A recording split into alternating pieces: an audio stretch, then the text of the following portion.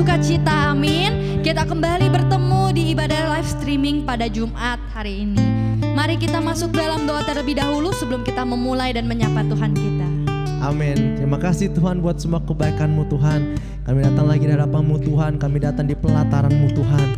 Yang kami inginkan malam hari Tuhan ada menyenangkan Engkau Tuhan. Lewat puji-pujian dan lewat tarian kami Tuhan. Kami ingin senangkan Engkau sebagai rasa ucapan syukur kami buat semua kebaikan-Mu Tuhan. Terimalah pujian kami Tuhan menjadi satu dupa yang harum untuk kemuliaan nama-Mu Tuhan. Dalam nama Tuhan Yesus Kristus kami minta berdoa. Haleluya. Haleluya. Amin. Setinggi apapun gunung dan lembah, sedalam apapun lembah, kita mau tetap semangat, kita mau daki, kita mau turun, bahkan kita mau terbang dan berenang di dalam hadirat Tuhan. Kita mau menikmati kebaikan Tuhan. Amin. Bersukacita buat semua karya keselamatan Tuhan bagi kita. Haleluya. Kita berkatakan daki-daki.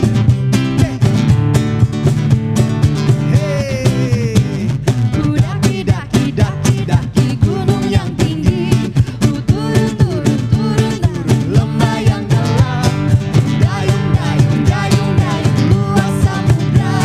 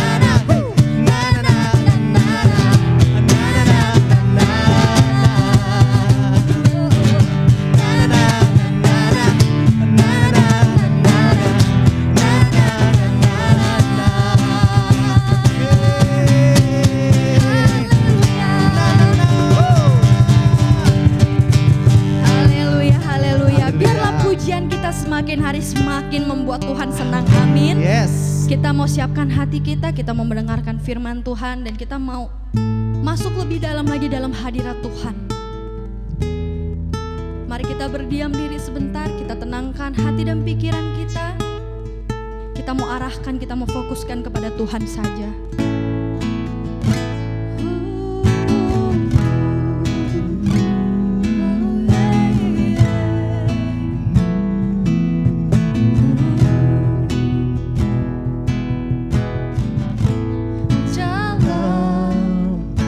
Kesesakanku,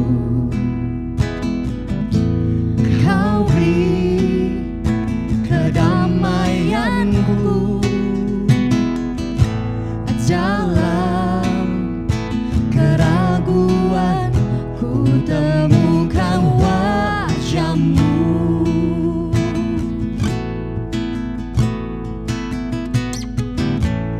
Karena pengorbanan-Mu, Kau jadikanku baru. Sungguh ku terkagum, amanku di dalam-Mu, Yesus. Kau membuatku sesuai rencana-Mu. Kau memegang setiap musim hidupku. Ku serahkan semua kekhawatiranku, ku milik-Mu.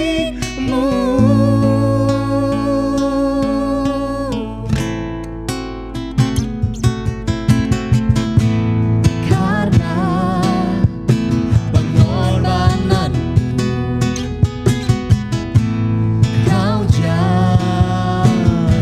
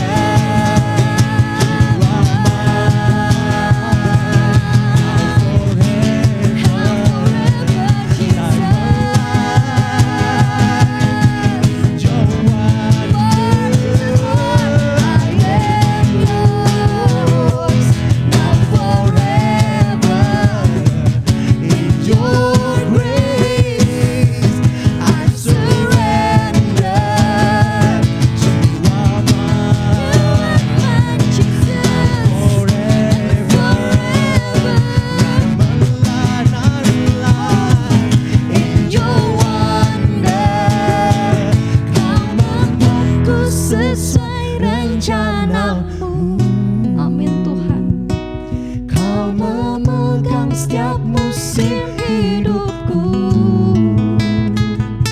Ku serahkan semua kekhawatiranku, ku milikmu.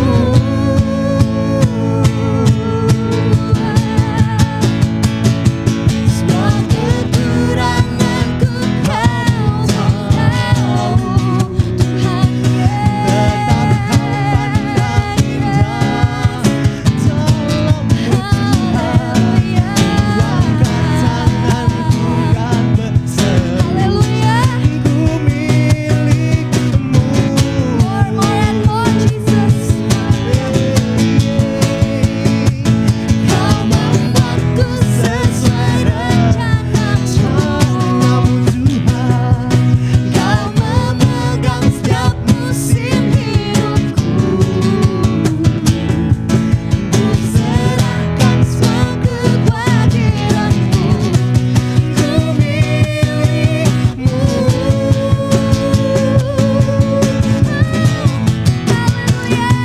Semua kekuranganku kau tahu, tetap kau pandang indah dalam-Mu. Ku luangkan tanganku dan berseru, ku milikmu.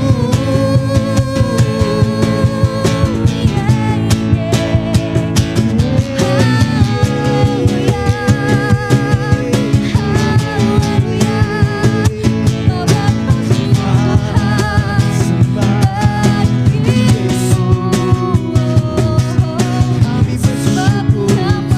Tuhan, kami angkat Tuhan, Kau baik, Kau baik Tuhan.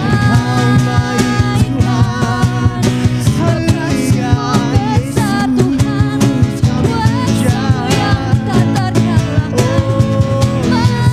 Yesus, kami puja. Kami bersyukur, bersyukur. Kami tajuk Tuhan buat kebaikan-Mu,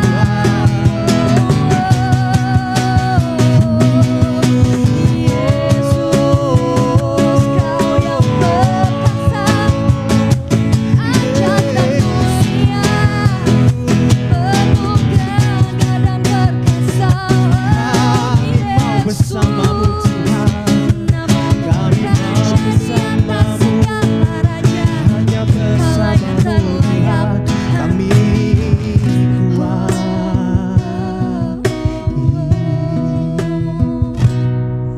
Kami mau terus ada dalam bersama-Mu, Tuhan.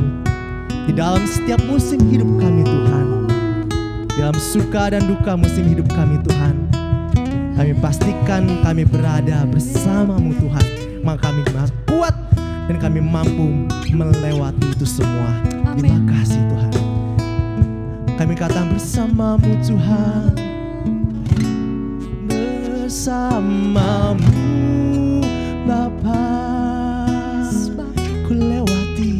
Ku lewati semua. Amin. Perkenaanmu yang Yes, Tuhan. teguhkan hatiku. Engkau yang bertindak, memberi pertolongan. Anugerah-Mu besar melimpah bagi. Kami katakan lagi biasa lagi buat Tuhan kita. Bersama-Mu Bapa, bersama-Mu Bapa. Ku lewati semua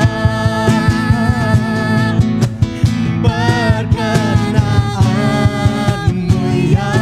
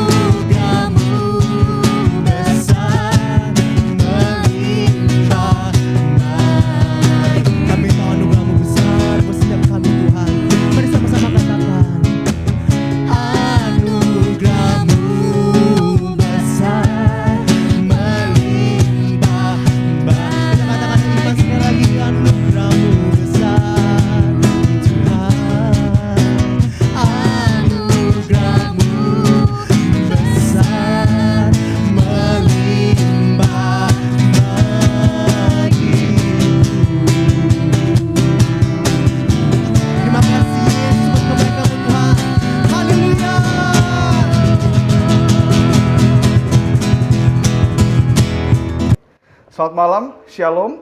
Bapak Ibu dikasih dalam Tuhan, apa kabarnya? Saya percaya di mana kita berada, ada kabar baik, ada kabar luar biasa yang kita bisa rasakan di tengah-tengah keluarga kita. Di mana kita berada, saya percaya berkat Tuhan dan rahmat Tuhan ada melingkupi setiap kita semua. Sebelum kita mulai firman Tuhan pada malam hari ini, mari kita berdoa. Bapa dalam surga, terima kasih segala kebaikan-Mu Tuhan. Kami merasakan sungguh Engkau Allah yang begitu baik, Engkau Allah yang begitu setia. Kau yang melihara setiap hidup kami, keluarga kami Tuhan. Bahkan di kondisi sulit seperti ini Bapa, kami masih bisa rasakan bahwa Engkau begitu baik terhadap kehidupan setiap kami Tuhan. Kau pelihara kami, Kau pelihara keluarga kami semuanya Bapa. Terima kasih Tuhan, terima kasih. Sebentar Tuhan kami ingin mendengar sabda-Mu.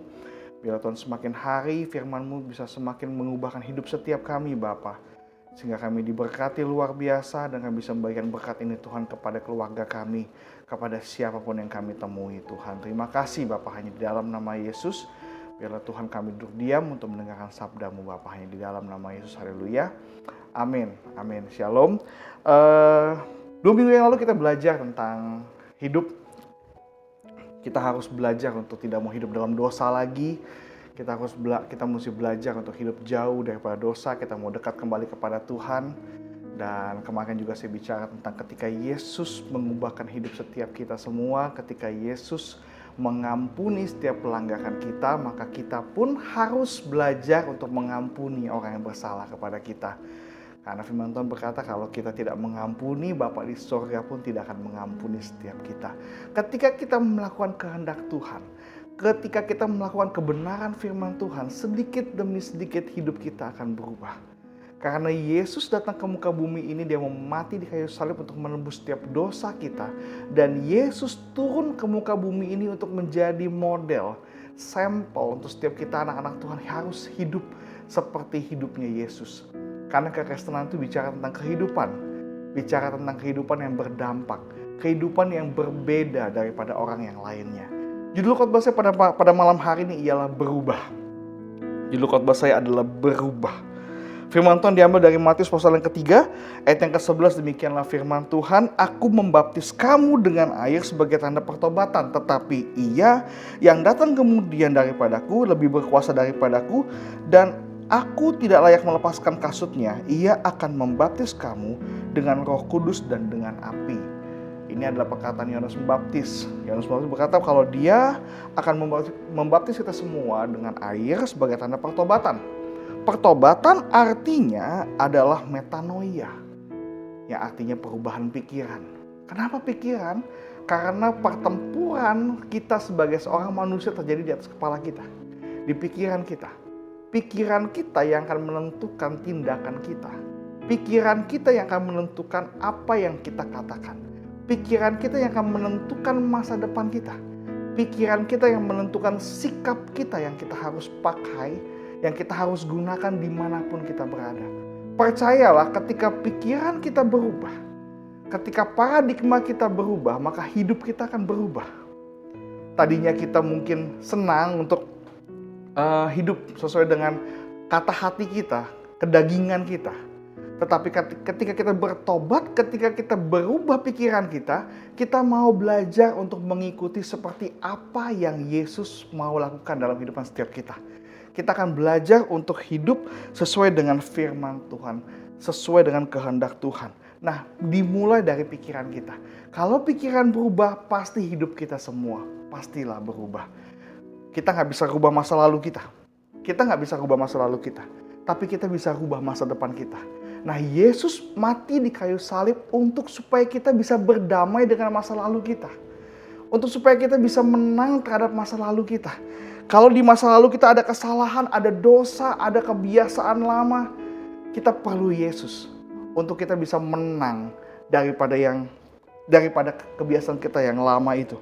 Perubahan pikiran mengarahkan kita kepada perubahan hidup yang kita alami sebagai buah pertobatan. Firman Tuhan dalam Matius pasal yang ketiga ayat yang ke-8 berkata, jadi hasil karena buah yang sesuai dengan pertobatan. Jadi bertobat itu sama dengan berubah. Bertobat itu adalah berubah. Perubahan bukanlah perubahan sampai terjadi suatu perubahan. Ketika kita mau pergi ke lantai 3, kalau cuman kita bilang mau ke lantai 3 tapi kita nggak mau beranjak, kita nggak akan pergi ke lantai 3. Buah dari pertobatan itu adalah berubah. Kita harus berubah. Kita harus mengubah. Kita nggak bisa mengubah masa lalu kita, sekali lagi. Tapi biarlah Tuhan mengubah masa lalu kita. Sehingga kita bisa berdamai dengan masa lalu kita. Dan kita bisa mengubahkan masa depan kita. Kita bisa menentukan masa depan kita. Yesus mengubah masa lalu kita. Yesus mati di kayu salib untuk menebus setiap dosa, kesalahan kita yang kita lakukan. Dan kita diampuni. Ketika kita diampuni, kita harus berubah. Kita harus bertobat. Kita mau tinggalkan yang lama. Kita harus beranjak maju. Kita harus beranjak maju. Kita harus berubah. Firman Tuhan tadi dalam Matius pasal yang ketiga yang ke-11 dikatakan bahwa Yesus, Ia akan membaptis kamu dengan Roh Kudus dan dengan api. Kenapa Roh Kudus? Karena Roh Kudus akan memberikan kuasa kepada kita untuk menuntun kita kepada pertobatan. Itulah mengapa Yesus mati di kayu salib dan dia terangkat ke sorga. Ketika Yesus pergi ke sorga, Roh Kudus akan dicurahkan. Dan kuasa Roh Kudus itu, kuasa kebangkitan Yesus itu yang akan membantu kita, yang akan menuntun kita kepada perubahan-perubahan yang seperti apa maunya Tuhan. Firman Tuhan dalam Kisah Rasul pasal yang pertama ayat ke-8 dikatakan, tetapi kamu akan menerima kuasa. Kamu akan menerima kuasa kalau Roh Kudus turun ke atas kamu. Dan kamu akan menjadi saksiku di Yerusalem dan di seluruh Yudea dan Samaria dan sampai ke ujung bumi. Kita perlu kuasa itu. Kita perlu kuasa itu untuk kita belajar memaafkan masa lalu kita. Memaafkan orang yang bersalah kepada kita. Kita perlu kuasa itu untuk tidak kompromi dengan dosa lagi. Kita perlu kuasa itu untuk hidup baru. Kita perlu kuasa itu untuk lahir baru. Kita perlu kuasa itu untuk menghancurkan atau menghancurkan kebiasaan buruk kita. Melupakan kebiasaan buruk kita. Melupakan kebiasaan yang lama sudah kita lakukan jahat di mata Tuhan. Kita perlu kuasa itu untuk menghancurkan kebiasaan itu. Kita perlu kuasa untuk berbuat baik. Kita perlu kuasa dari itu untuk mengasihi istri kita, untuk mengasihi suami kita. Kita perlu kuasa untuk menyembuhkan luka hati kita. Kita perlu kuasa salib untuk membuat kita tadinya ke arah yang buruk menjadi ke arah yang lebih baik. Kita perlu kuasa itu. Kita perlu kuasa itu untuk hidup kita berubah. Kita perlu kuasa itu untuk pikiran kita berubah. Kita perlu kuasa itu untuk lidah kita berubah. Kita perlu kuasa itu untuk hati kita berubah. Tadinya keras menjadi lembut. Karakternya yang tadinya keras menjadi lembut. Kita perlu kuasa. Kita perlu kuasa Roh Kudus itu untuk mengubahkan hidup setiap kita. Kita nggak bisa mengubah hidup orang, tapi Roh Kudus bisa mengubahkan hidup setiap orang. Bahkan mengubahkan hidup setiap kita. Nah, untuk menerima kuasa itu tentu aja kita harus datang kepada Tuhan. Karena firman Tuhan berkata dalam Yohanes pasal 14 ayat yang ke-6 dikatakan, kata Yesus kepadanya, akulah jalan dan kebenaran dan hidup. Tiada seorang pun yang datang kepada Bapa kalau tidak melalui aku. Kalau kita mau berubah, kita mau punya kuasa, kita harus datang kepada Yesus. Tidak ada cara lain. Kita harus menghampiri Bapa, kita harus dekat dengan Bapa, kita harus komitmen kalau kita mau ikut Tuhan. Kita nggak mau ikut kedagingan kita. Malam hari ini, saya mau ajak kita komitmen. Malam hari ini saya mau ajak setiap jemaat yang mendengarkan streaming ini. Saya mau mengajak untuk kita punya keputusan. Kita mau ikut Tuhan, kita mau dekat dengan Tuhan, atau kita masih mau tinggal dalam dosa. Kita mau dekat dengan Tuhan, kita mau berkenan di hadapan Tuhan, atau kita masih mau terpuruk dalam dosa. Malam hari ini menentukan kehidupan kita semua di masa yang akan datang. Saya percaya Bapak Ibu Saudara sekalian, malam hari ini buatlah keputusan. Mau ikut Tuhan, mau dengar kebenaran firman Tuhan, mau melakukan kebenaran firman Tuhan, atau masih mau ikutin apa kata daging kita. Kalau ikut Tuhan, pasti ada kekekalan di sana, ada kemuliaan. Tapi kalau kita kedagingan kita, ada neraka yang menunggu kita semua. Semua tergantung kita. Keputusan kita malam hari ini menentukan hidup kita. Kita mau daging kita berkuasa atau Yesus sebagai Tuhan dan Juru Selamat dalam hidup kita. Pilihan di tangan kita. Kita mau belajar, kita mau mengasihi Tuhan atau kita mau mengasihani daging kita sendiri. Firman Tuhan minggu lalu Pak Gembala bicara tentang bagaimana kita mengasihi Tuhan. Salah satunya adalah kita harus lakukan perintah-perintah Tuhan. Kita harus lakukan kebenaran firman Tuhan. Malam hari ini kita mau ambil keputusan. Kita mau ikut firman Tuhan, kita mau ikut kebenaran firman Tuhan, atau kita tidak mau dengar firman Tuhan. Atau kita mau jadi bebal, atau kita mau jadi hamba dosa.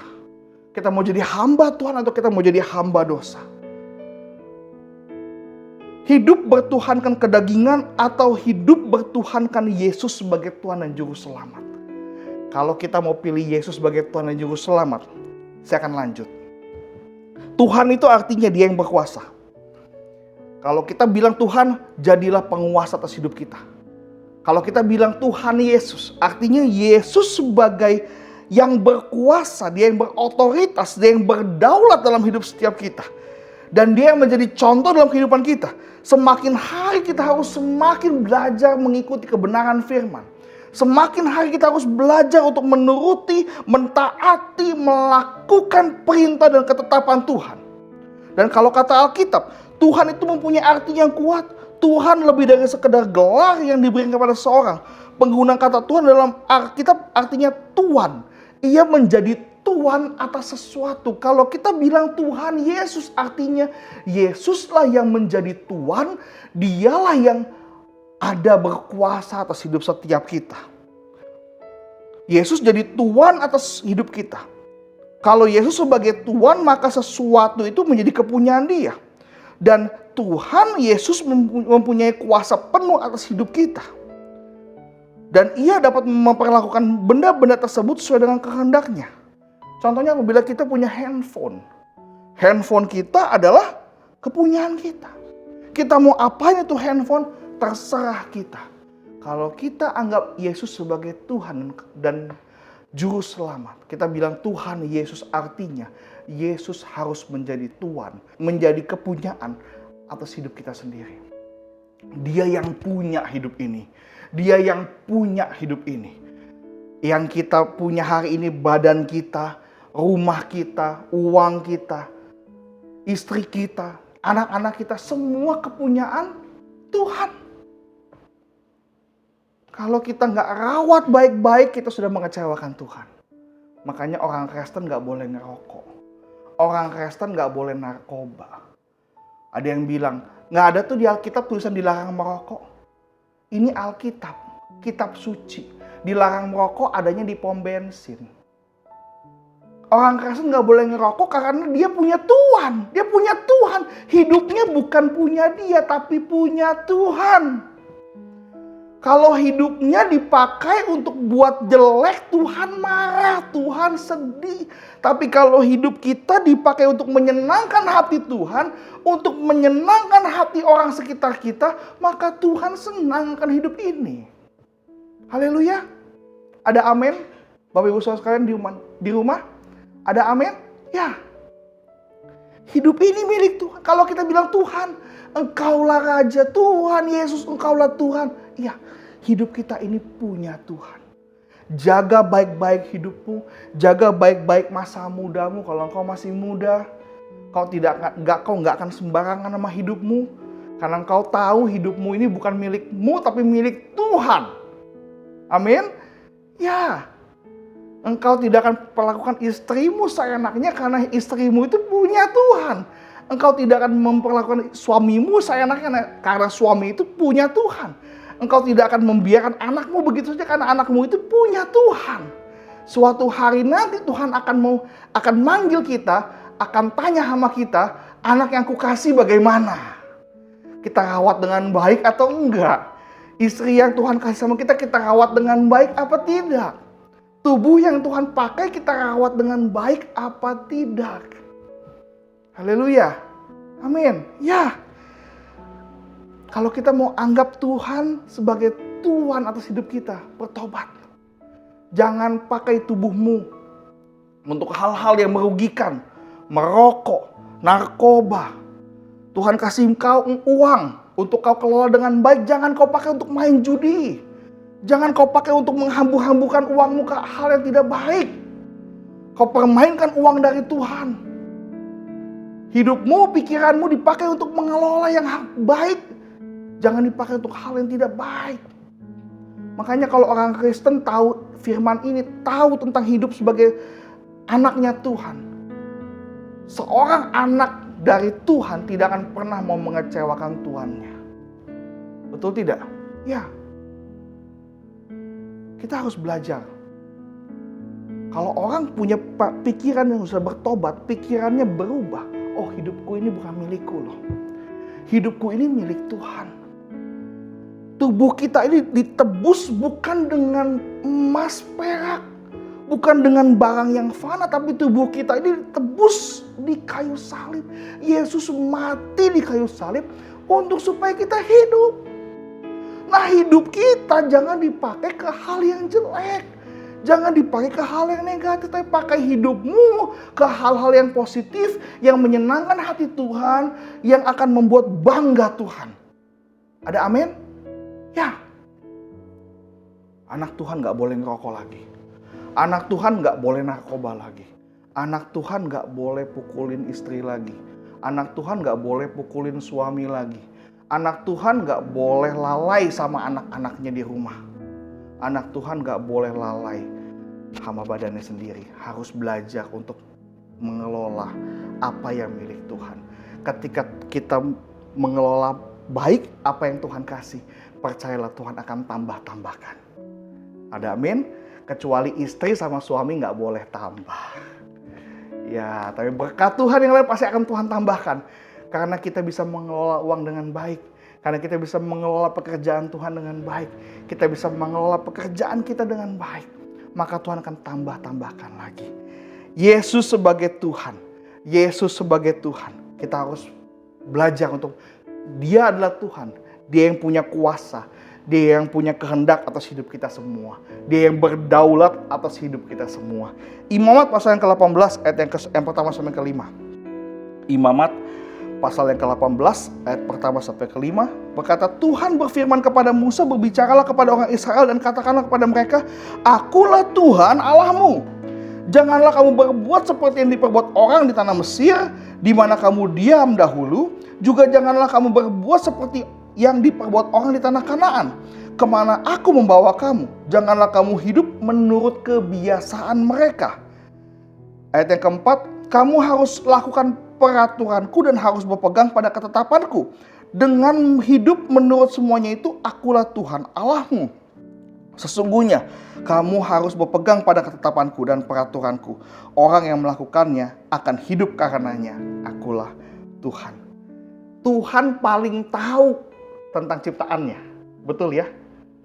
Kalau kita punya handphone Samsung, tidak ada yang paling tahu tentang Samsung selain Samsung. Kalau kita punya mobil BMW, tidak ada yang tahu kehebatan BMW selain yang ciptakan BMW. Kalau kita hari ini punya TV namanya Sony, kita punya TV yang namanya Sharp, tidak ada yang lebih tahu Sharp dan Sony selain Sharp dan Sony. Kita pun juga begitu. Tidak ada yang lebih tahu kita selain Tuhan. Tidak ada yang lebih tahu tentang kita, kehebatan kita selain pencipta kita, yaitu Yesus. Yaitu Tuhan Yesus. Kita adalah ciptaan Tuhan. Yang paling tahu kita adalah pencipta kita. Oleh sebab itu Tuhan berikan kita manual book yang namanya firman Tuhan, yang akan menuntun hidup kita kepada kemaksimalan. Kepada kemaksimalan. Ada buku petunjuknya tentang kehidupan namanya Alkitab. Yang akan menuntun kita kepada kehidupan yang lebih baik, kepada kemaksimalan hidup yang Tuhan mau. Sehingga kita jadi anak-anak Tuhan yang berkenan kepada Tuhan. Contoh misalnya, ketika Yesus berikan kepada bangsa Israel 10 perintah Allah. 10 perintah Allah diberikan kepada bangsa Israel supaya bangsa Israel hidup maksimal di hadapan Tuhan. Tapi masih ada bangsa Israel yang tegar tengkuk, yang tidak mau ikutin aturan. Kita harus belajar untuk hidup sesuai dengan kebenaran firman. Supaya hidup kita maksimal. Tadinya kita jadi hamba dosa, Tuhan mau mati di kayu salib, tebus kita supaya kita hidup dan kita maksimal. Supaya hidup kita maksimal. Hidup kita bisa berguna, bisa berdaya guna untuk orang lain. Hidup kita bisa berkenan kepada Tuhan. Ada beberapa contoh. Tadi yang pertama adalah soal 10 perintah Allah di kitab Keluaran. Lalu soal mengampuni. Matius pasal yang ke-6 ayat 14-15. Karena jikalau kamu mengampuni kesalahan orang, Bapamu di sorga akan mengampuni kamu juga. Tetapi jikalau kamu tidak mengampuni orang, Bapamu tidak akan mengampuni kesalahanmu. Manual booknya. Kalau kita mau selamat, kalau kita mau diampuni segala pelanggaran kita harus mengampuni orang lain. Betul tidak? Ya, itu firman Tuhan. Oleh sebab itu juga kita diajar sama Tuhan juga, firman Tuhan mengajar kita untuk kita harus berbuat baik pada orang lain. Sebelum kita mengampuni orang, kita jangan berbuat salah sama orang. Kita harus belajar untuk berbuat baik kepada orang lain. Matius pasal yang ke-7 ayat yang ke-12. Segala sesuatu yang kamu kehendaki supaya orang perbuat kepadamu, perbuatlah demikian juga kepada mereka. Itulah isi seluruh hukum Taurat dan kitab para nabi. Saya akan bacakan ini pelan-pelan. Segala sesuatu yang kamu kehendaki. Segala sesuatu yang kamu kehendaki. Supaya orang perbuat kepadamu, perbuatlah demikian juga kepada mereka. Kalau engkau mau supaya orang hormat samamu, kita harus apa? Hormat sama orang. Betul tidak? Segampang itu. Kalau kita mau orang sayang sama kita harus sayang sama orang. Halo, betul tidak? Kalau kita mau mertua kita sayang sama kita harus sayang sama mertua kita. Kalau kita mau istri kita sayang sama kita harus sayang istri kita. Kalau kita mau ulang tahun dikasih kado, kita harus kasih orang kado. Halo, betul tidak? Ya, ini firman Tuhan. Kendali di tangan kita. Kalau kita mau orang berkati kita harus belajar untuk memberkati orang. Ya. Kalau kita mau belajar kalau kita mau dikasih sama anak kita, kalau kita mau anak kita sayang sama kita harus belajar untuk sayang sama anak kita. Kalau engkau mau karyawanmu loyal samamu, kalau engkau mau karyawanmu setia samamu, bermurah hatilah pada mereka. Ya, sesederhana itu. Firman Tuhan yang bilang, bukan saya yang bilang. Segala sesuatu yang kamu kehendaki supaya orang perbuat kepadamu, perbuatlah demikian juga kepada mereka. Ya, kalau misalnya contohnya kita buat salah sama orang, kalau orang buat salah sama kita jangan komplain. Betul tidak? Jangan komplain. Karena kita juga cari gara-gara sama orang. Tapi kalau kita cari baik sama orang, kita mau cari hal yang positif sama orang, kita kasih ide sama orang, kita kasih berkat sama orang, tinggal tunggu. Demikian juga engkau akan diperlakukan. Orang akan baik samamu.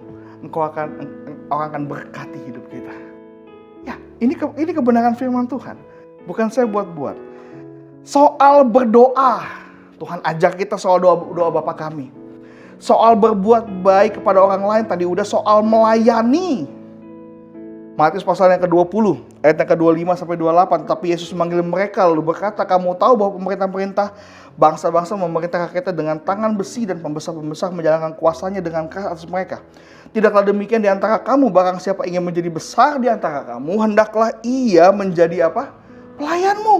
Dan barang siapa ingin menjadi terkemuka di antara kamu, hendaklah ia menjadi hambamu. Sama seperti anak manusia datang bukan untuk dilayani, melainkan untuk melayani. Untuk memberikan nyawanya menjadi tebusan bagi banyak orang. Ini firman Tuhan. Kalau engkau mau menjadi besar, kalau engkau mau menjadi yang terkemuka, kalau kau mau menjadi yang hebat, belajar melayani. Mulai dari engkau melayani. Ini firman Tuhan bilang. Kalau pemerintah bangsa-bangsa memerintah dengan tangan besi, tidaklah demikian di antara kamu. Barang siapa ingin menjadi besar, hendaklah ia menjadi pelayanmu. Kalau engkau mau menjadi orang besar, kalau engkau mau menjadi orang hebat, jadilah pelayan. Kau melayani orang. Perhatikan baik-baik, Yesus sebagai raja, ketika dia sebagai raja, dia tidak berlaku sebagai raja. Ketika dia bilang dia tahu, Bapakku memberikan kuasa kepadaku, yang Yesus lakukan dialah dia membasuh kaki murid-muridnya. Hei, kalau engkau orang yang berkuasa hari ini, ketika engkau punya kekuasaan, punya otoritas, dan engkau pakai untuk melayani orang, hei, berapa banyak orang yang bisa kita layani?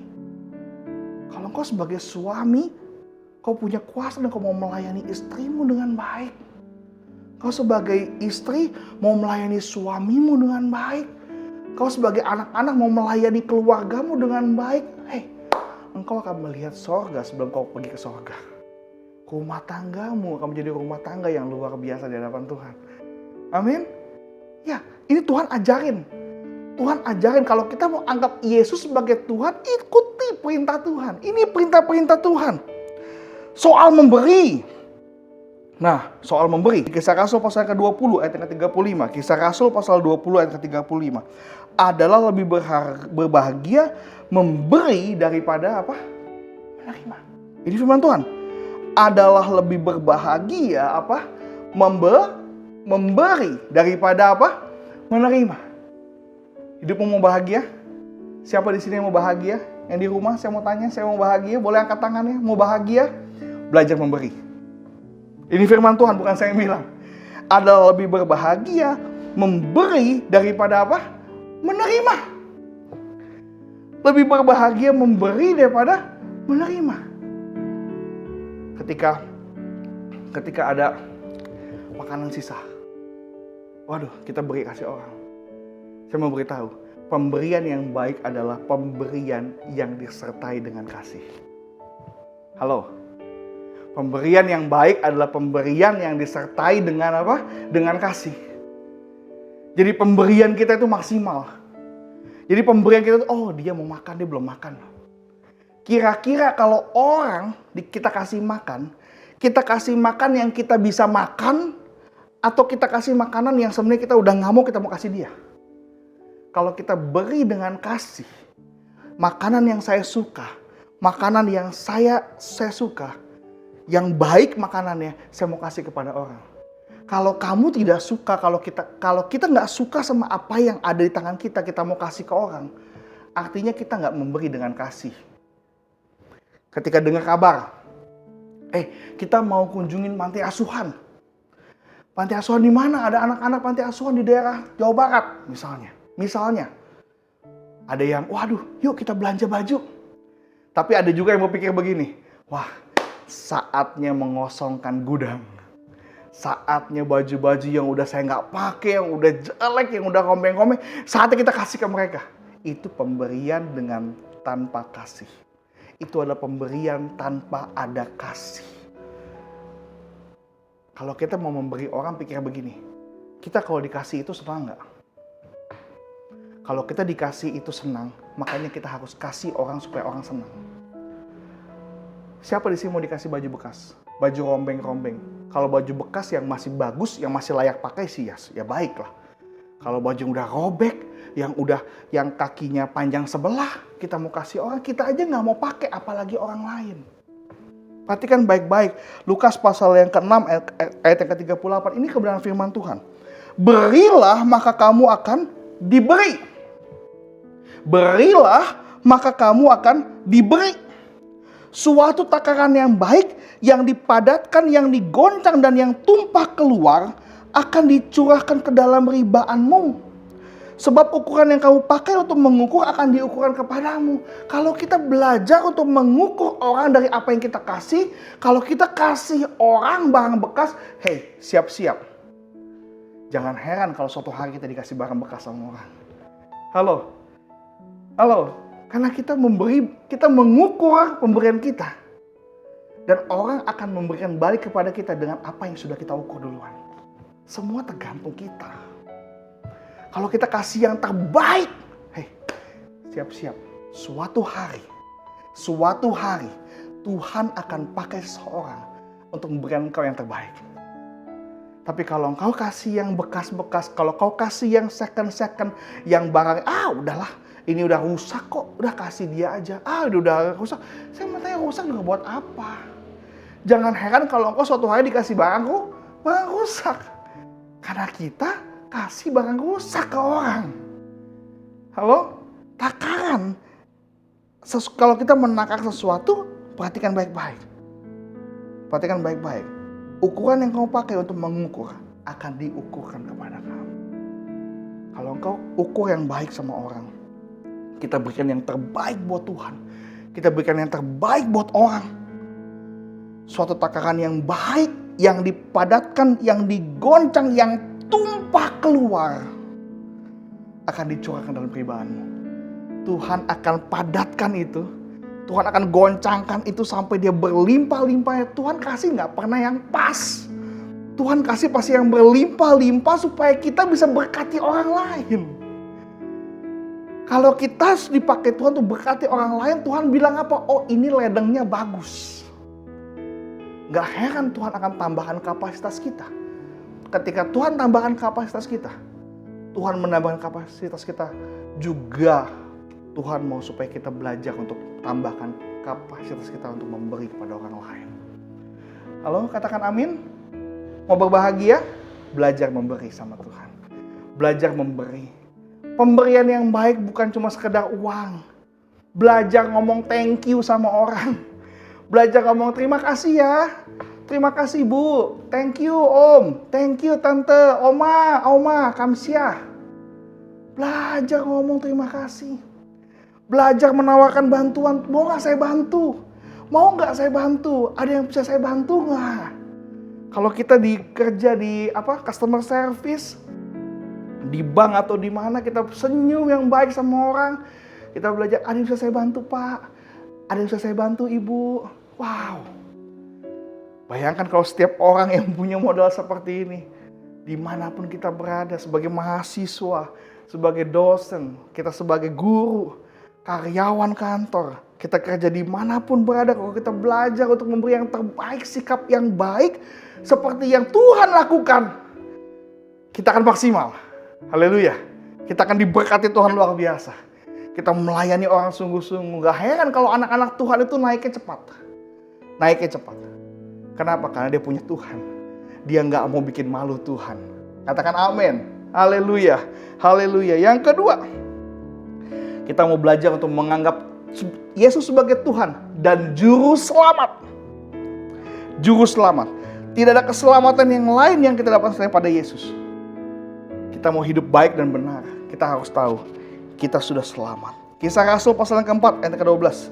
Dan keselamatan tidak ada di dalam siapapun juga selain di dalam Dia. Sebab di bawah kolong langit ini tidak ada nama lain yang diberikan kepada manusia yang olehnya kita dapat diselamatkan.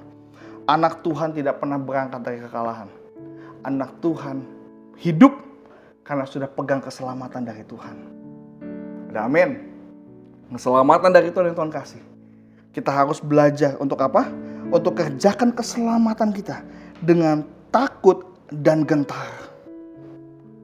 Kita harus belajar pegang keselamatan itu. Roma pasal yang ke-8 ayat ke-37. Tetapi dalam semuanya itu kita lebih daripada orang-orang yang menang oleh Dia yang telah mengasihi kita. Kita bukan dari kekalahan, tapi kita dari kemenangan. Kita isi hidup kita dengan sesuatu yang berharga, dan kita mau lakukan semua itu hanya untuk kemuliaan bagi nama Tuhan. Kalau orang yang sudah menyadari Tuhan sebagai Tuhan dan Juru Selamat, hidupnya gak akan pernah main-main. Karena dia tahu hidupnya harus sesuai dengan kebenaran firman Tuhan. Dan ada sorga yang akan menanti hidupnya. Ada keselamatan yang akan menanti hidupnya. Dan dia tidak akan hidup sia-sia. Dia akan buat setiap hari dalam hidupnya itu berharga. Dan memuliakan nama Tuhan. Jemaat Tuhan, berubah pikiran, berubah hidup. Berubah hidup, ikut Yesus. Karena dalam Tuhan punya kuasa. Kuasa untuk mengubahkan hidup setiap kita. Kuasa yang buat kita sebagai anak Allah. Dan Yesus ada sebagai Tuhan. Ketika Yesus sebagai Tuhan, hidup kita harus sesuai dengan kebenaran firman Tuhan. Dan kita punya jaminan keselamatan. Kalau kita hidup dengan baik, hidup dengan benar, kita memuliakan nama Tuhan, kita mau cari jiwa-jiwa, maka ada keselamatan yang menanti sama hidup setiap kita. Kita sudah menerima keselamatan. Oleh sebab itu kerjakanlah keselamatan kita dengan takut dan gentar. Haleluya. Amin. Terima kasih. Mari kita berdoa. Bapa dalam surga, terima kasih segala kebaikan-Mu. Pada malam hari ini kami menyadari Engkau Tuhan yang berkuasa atas hidup setiap kita. Engkau Tuhan yang berdaulat atas hidup setiap kita. Kami mau belajar untuk mentaati perintah, mentaati ketetapan yang Kau beri pada setiap kami Bapa. Kami mau melakukan firman. Kami mau mengasihi Engkau Tuhan, dan kami mau Engkau mengasihi kami Bapa. Karena kami sadar hidup kami adalah hidup yang memperoleh keselamatan. Engkau menebus kami bukan dengan barang yang fana, tapi dengan anak-Mu. Mati berkorban untuk hidup setiap kami. Dengan darah yang mahal. Dengan nyawa yang luar biasa.